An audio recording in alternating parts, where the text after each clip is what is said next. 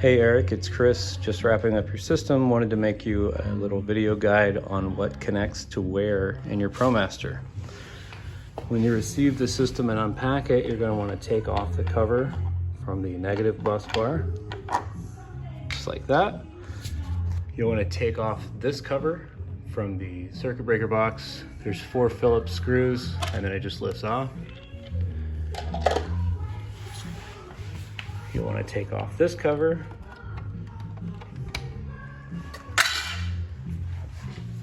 And from there, we should be pretty set to go. I've got you set up with 3 batteries that are strapped down. If you were to add a 3rd or 4th battery, you would just unscrew these straps, strap the 4th battery, and then you would be good to go.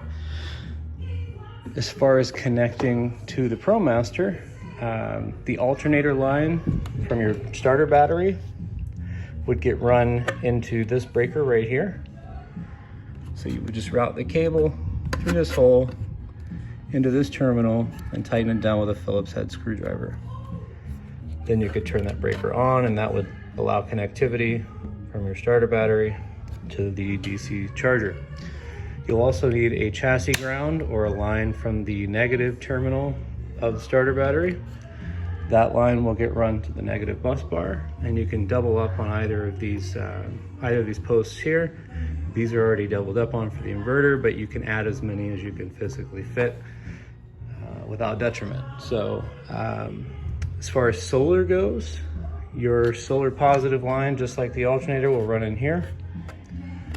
And then you'll put it into this first far left terminal, tighten it down with a Phillips head screwdriver, flip the breaker on. The negative wire from your solar, just like the negative chassis ground, will run to the negative bus bar and get landed there.